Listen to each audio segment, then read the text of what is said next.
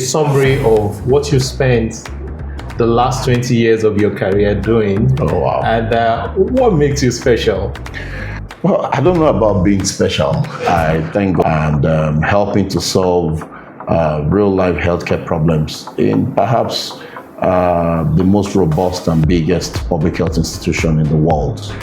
We had objectives that we set about. We incorporatized the hospital. We had a vision, mission, core values developed. Just if you come to Orile Agege now, we say Orile Agege General Hospital, Ansha Jombi, meaning we dote on you. We go the extra mile for you. We want to care for you. So now, all right, Dr. Sola Pitan, thank you very much for having me here with you. There's been a lot of buzz about OAGH, Orile Agege General Hospital, and you lead the team here. So I want us to start with a summary of what you spent the last 20 years of your career doing. Oh, wow. And what makes you special? Well, I don't know about being special. I thank God for who He has made me and the grace that He has given for us to have been able to get to this stage in life. The last 20 years, yes, there's been a lot of activity about life itself. But chief thing I would say has been training, getting knowledge, going after knowledge, trying to improve myself, trying to understand a lot more about my profession. I am a public health physician, and even in public health, my area of focus is health policy and management.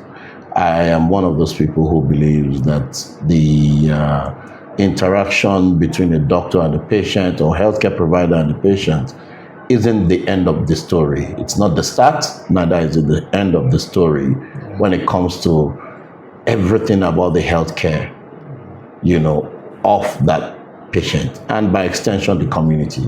That there is so much more involved, and there is only so much that the doctor can do, or the nurse or pharmacist or lab scientist can do just within the confines of the consulting room or theater or the entire hospital itself.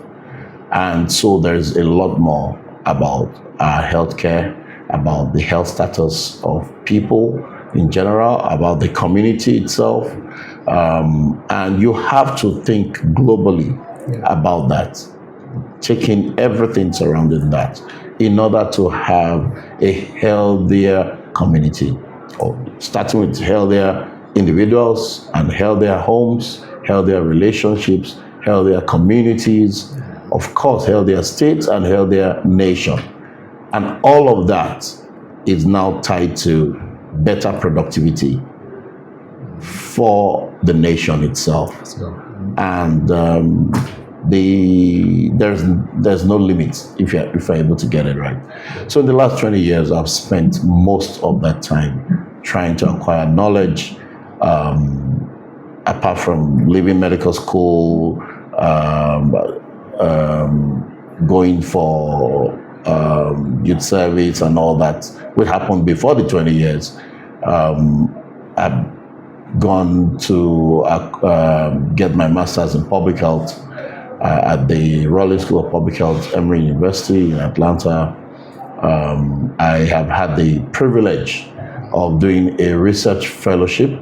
It's called an OAGH Research Fellowship at the U.S. Centers for Disease Control.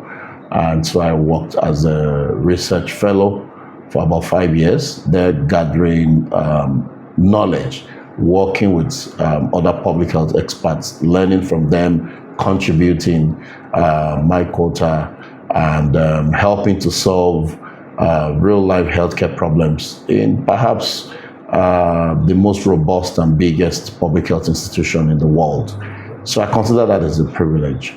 And after that, I've had the rare privilege of coming back home to help the state government, first as the senior special assistant to the governor on health matters, and then went back into the civil service system to be the Deputy Director of Medical Services at the Lagos State Health Service Commission. And now I have been here 3 years and I believe 8 or 9 months now.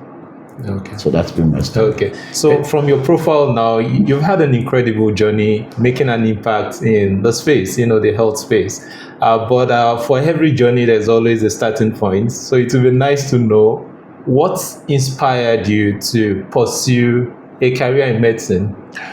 Well, as a young man, I was brought up by a man of many parts, you can say, but then essentially I was brought up by a very, very good mentor, my oldest brother, who I had lived with since I was very young, and whom I watched. He was a doctor too, Okay. and he ran his own private hospital for many years successfully, made it one of the biggest private hospitals in terms of clientele back then in Lagos Island, Mayo Hospital. I'm talking about the former Commissioner for Health in Lagos State, Dr. Sola Pitan. And I watched him closely, and I understudied him. I worked with him. I didn't even know that was what I was doing. I learned a lot through that process. Living in the hospital, because we lived in his hospital. Okay. It was the whole building. There was residential quarters in there. And so I was pretty much like the hospital, at some point, hospital Mr. Fix-It. Okay.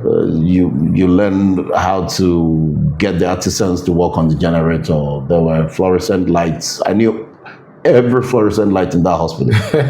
If it was the choke, I knew what to do. If it was the tube, I knew what to do. If there was plumbing problems, I knew who to call, how to fix it. If there were problems with the ultrasound machine, the x-ray machine, if there were problems with the theater bed. So it's shocking how people look at me and like, oh, how did you know so much? Well, I lived it. I had no choice. Okay. And so it was a great experience for me. The other part of that in living with him was that when he became the Commissioner for Health, I saw him deal with real life problems. I saw him deal with the people's healthcare problems. Millions of people in Lagos, many things not the way they should be. Back when democracy restarted in 1999, there were things the military had done. We have to give kudos to them, but there were a lot more things to be done. And the Bola Ahmed Tinubu administration then, that he was Commissioner for Health during that time, had a lot to do. There weren't enough hospitals to cover the many suburbs of Lagos. They had to expand. There wasn't enough money to start building hospitals. They had to think about how to retrofit local government secretariats to becoming hospitals and then continue to build it from there. They had to, the Orile Agege General Hospital, doctors and nurses and so on were taken from here to start Alimosho General Hospital. Doctors and nurses were taken from here to start Ifako Jaye General Hospital. Those were decisions they had to take. We had homeless people walking on the streets, and they fall ill and pass on to the great beyond, and their bodies are left on the street.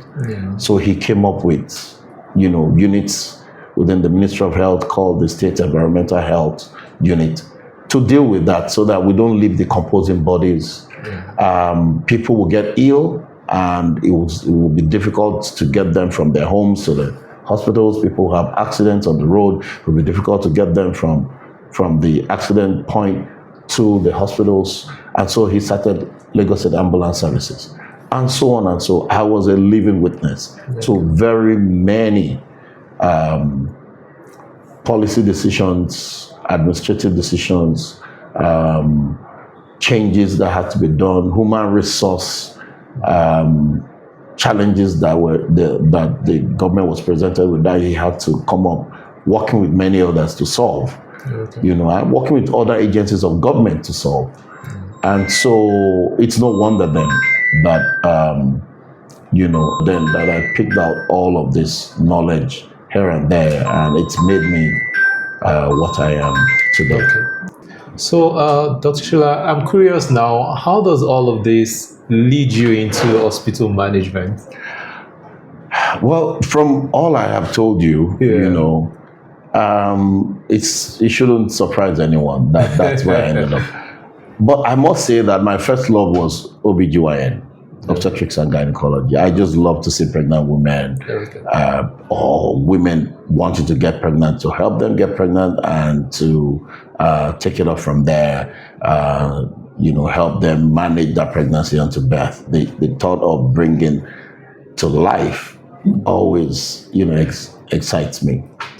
But then again, from all the experiences I've had over the years, it was no wonder that I ended up, on the policy and management side of public health, because I saw that every day aside from the clinical work. So yes, I started in Island Maternity as a medical officer. I did surgeries, like many of my colleagues then as well. But then, in going to study, do a master's in public health, I didn't choose any other concentration. I mean, there are other aspects of public health. There's biostatistics, there's epidemiology, and so on and so forth, environmental health. But I chose health policy. Okay. Do you still practice, by the way? In terms of clinical practice, Yes. no. Okay. But this is a very significant aspect of healthcare. Yes. Somebody has to put everything together. Exactly. I was going to ask how you juggle between the two. No, it's very tough. We've had OBGYN, general surgeons, pediatricians, ophthalmologists who became medical directors, orthopedic surgeons who became medical directors. One recurring decimal for all of them is that they don't have the time. During the time when they are in that position as a healthcare manager of their hospitals, they wouldn't have the time to go do the clinical work. Okay. It's difficult to mix because there's so much to do. Okay. So now let's look at the success that Orile Agege has achieved. I mean, under your leadership now, what would you say is that thing that makes Orile Agege, or that sets Orile Agege apart from other hospitals? One can almost see Orile Agege competing even with the private hospitals now. Yeah. Well, to God be the glory. I think I would say that it's the human resource that we've been able to reawaken, share vision with, re-energize, give a sense of purpose, and make them see what can happen when there's a shared goal, shared vision. And you do that with integrity as the leader of the group. When you share the vision and you are able to let it be bottoms up, it will amaze you that many of the things that we're doing are coming from all the various subheads. Even people who are not even subheads are bringing the ideas, and now they want to run with it. And the moment you start, one department adopts, another one adopts, then it becomes a domino. The hospitals, public hospitals, they're a conglomeration of very many professional groups, administrative groups, a lot of people working. We have close to 700 official workers in this hospital, and most hospitals are set up that way. And so the moment you can give people a sense of purpose, let them realize that there's impact to what they're doing and there's meaning to what they're doing, and they find that meaning, they want to excel. They don't want to disappoint even themselves. The other thing is to let them know that you're not just doing it for the patient. you're not just doing it for the community, you're doing it for yourself, because like I keep saying, anybody can become a patient at any time. And so once you're able to ignite that fire in them, you just need to provide direction, provide guidance, and let everybody play their role. So that has been the major roadmap to our success. And then we put in certain, policy and management steps into it. So right from the first few months I got here, we had a strategic management retreat. We went to a hotel, got a hall, we sat down for 2 days, envisioning what we want. We came up with a strategic development plan for the hospital, immediate, short-term, long-term goals. We had objectives that we set about. We incorporatized the hospital. We had a vision, mission, core values developed, just like you have with any company. We had value proposition that we coined. If you come to Orile Agege now, we say Orile Agege General Hospital, Ansha Jombi, meaning we dote on you, we go the extra mile for you, we want to care for you. So now it's no wonder the staff want to leave that. Part of the feedback I get is that, wow, from the gate men, they seem to know what they need to do. They are friendly, they are firm, and they go the extra mile trying to give you direction where to park. We get that feedback a lot. But that didn't come just like that. It's because we've had this plan towards it. We did the retreats, we planned it, and then we started trying to get everybody on board.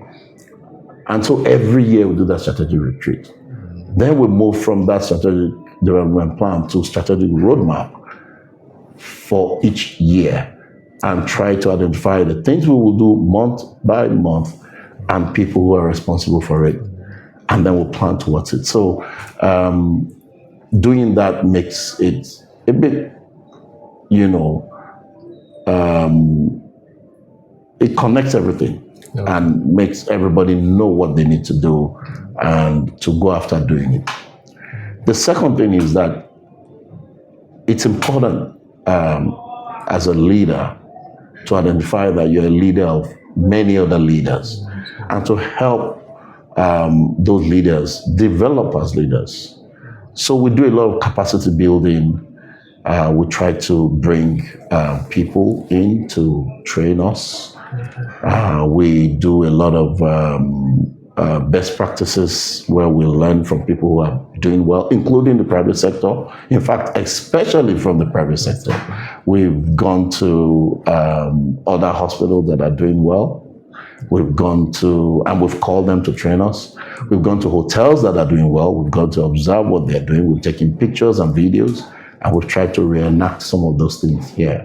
How are they doing, people management, crowd management, how several ideas, and that has helped us. But the people, the workforce and the sub leaders, I think they are the greatest asset we have. That self-actualization that they now have, my job is important. If I'm not there, something will go wrong. Oh, I need to go the extra mile. Okay, I need to make sure my team is up to, I don't want to face the MD and say, oh, we are not doing this and that right. Yeah. And I want it to be that when they are given accolades, because we do a lot of rewards and recognition, I want my team to be the one to be recognized. It's motivated everybody. So that and so many other things has helped. Okay, great. So it's apparent. It's not just an afterthought. So there's a lot of intention behind it, and you're really intentional. Yes. So very good work. If you had to pick one key initiative now that you feel has significantly improved healthcare here at Orile Agege, what will it be for you? One, that would be difficult. That would be difficult, really. That would be difficult. Okay. But perhaps you want to make it to, top Well, of your list. the top of my list will Yeah. be the investment in the people, the capacity development, changing the mindset of the workers, of the staff, right from the lowest or the least to the leaders, heads of departments, heads of committees, and so on, and then helping them to grow, developing their capacity to lead, to manage, to supervise, and them having that sense of self-worth and meaning to their lives and to the work they do. I think it's very key. The second thing is that we have, through many avenues, rejigging our financials, rejigging our sources. We've reached out to the community, to individuals. We've gotten a lot of help, to partners, to, in a phased way, improve the work environment and improve the ambience of the hospital, such that the patients are happier. You go into our clinics now, you're a patient, you come into a space, you're sitting there, it's well lit, it looks nicer, you're in an AC room, you're watching TV while waiting to be seen by the nurses and doctors. It's hard to tell, that this is in a public hospital. Yes. So you just have to change the whole concept that, going to a public hospital has to be that, you're just resigning yourself. Okay, let me just come and spend my whole day and not be happy for that whole day. No. So we've changed that perspective. So our patients they know what to expect. They are happier with us. We've taken a lot of their feedback and tried to, use that to improve things. Our diet wasn't that great many years ago. We listened to feedback from patients. We upped the baseline and then added several other layers to give options to people. A lot of those little innovative ideas, things that you won't see. And then, we now had a situation where everybody just knew, okay, if I just come in and I'm able to work in this better environment, and I'm expected to give much more back to what I'm doing, that it will benefit everybody. So you now see people potentiating each other. You see the patients happier. So now you want to do more. You just can't, it's like you placed your hands on the plow, you can't look back. So we just want to keep going. And then every department kept expecting, when is it going to be our turn for the facelift? When is it going to be our turn for the facelift? Yeah. Final point is we changed a lot of our operations. We improved on our processes. We decentralized registration and medical records. It used to be a centralized place. People will huff and puff for 2-3 hours before you get registered, before you now go to your various clinics. We decentralized that. We decentralized the pay points. These are areas of bottlenecks. You just need to study, just do a process map and see. So our quality improvement team went to work and we encouraged them to bring all the ideas and then we tried to just run with it. So we started developing PAC system so that we don't keep allowing patient relatives to keep running around trying to help their relatives who are ill. We prepacked a lot of things, just reduce the stress level of our patients and their relatives who are trying to care for them. And so altogether, when you put all this thing together, you will see that that's why I say it's not one thing. It's multiple things. I understand it's difficult to just, single out one thing. Yeah. But let me ask you, Dr. Sola, in every career, there is always this defining moment that reminds us of what we're doing, something that gives us that sense of purpose. So let me ask you, can you share a memorable experience that reaffirmed your passion for healthcare?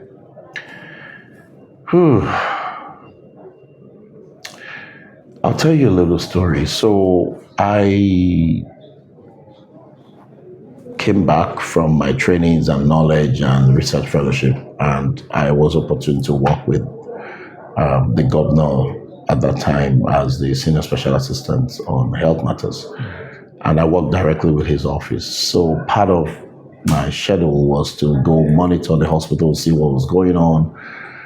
Prior to my coming, there had been some facelift the government was trying to do in many hospitals, and some of the contractors had done shabby jobs in some of the hospitals, and so they were going to go to the next phase.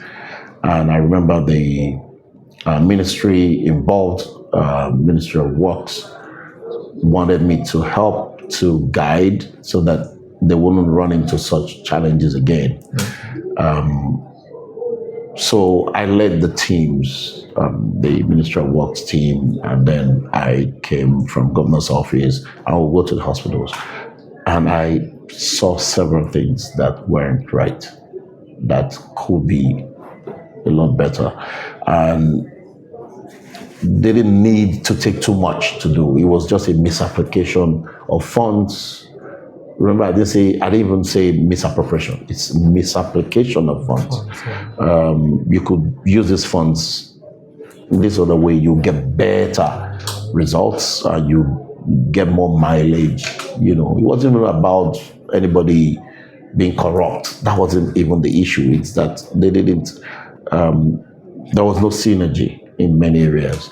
And that shocked me. And I spoke with some of the medical directors then, and some of them were like, well, they just sent people to come and do some findings, and they went to do it. They brought the BOQ, and they said, oh, they are from the government secretariat, I have to sign, and they signed. I'm like, no, why should you have signed? This is your hospital. Why didn't you have your input? There was that mentality that, oh, he had no choice because it was coming from the top. He just had to agree. One after the other, the same reaction. So that was an aha moment for me. Like, okay, this is part of what's wrong with our system. You shouldn't be able to shave my head behind me without my knowledge. If you put somebody there as the chief executive, he should be able to have a vision of what the hospital should look like. Else, he doesn't need to be in that job. You need to find somebody else. That's true. So, but however, if you recruit right and you put the right person, if he's coming up with ideas, I think it's nice to listen, because he's the one on the ground. He's the one dealing with the issue. That's where the rubber meets the road, as they say. So one of my takeaways from then on was that there has to be better synergy, because of the things I saw that where government had spent money, but it wasn't bringing out the effects, positive effects, that you would have expected. And so I made up my mind that I would do my best to influence those positive changes. And I did, to the best of my ability. And when I got to the Health Service Commission, they dealt with human resources, that agency for health. I made my impact in the same way and did my best to encourage the medical directors then to go out of their way to be at the table and make their voices heard whenever changes are going to be done in their hospitals. And after pontificating on all of those points, the next thing was, look, there's this saying that says that if you ever believe in doing something right, something being done well, and you know how to do it, then you better get in there and do it yourself. Yes. That's where I am. All right, so it's been an insightful conversation with you, Dr. Sola. But before I let you get back to work now, if you could describe our conversation today in just one word, what would it be? Well, I haven't had people come and talk to me about this. Maybe once in a while you get to talk to one or two persons privately, Yeah. but to have an interview like I haven't. First of all, I have been busy and all dogged in trying to create the change that I have envisioned along with my other professionals and colleagues working together. I would say this is thought provoking, really. Yes, because it helps you to understand as an individual that, okay, people are watching. And people are watching and people are noticing. And it reinforces that, for me, it reinforces that, well, you better do your best wherever you are to keep doing good.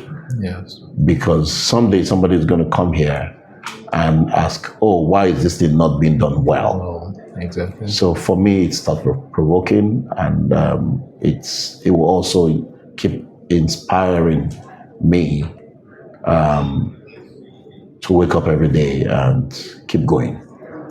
Thank you very much, Doctor. Thank you very much, sir. Yeah. And please do keep up the good work, sir. I will do my best. God will help me. Thank you, sir.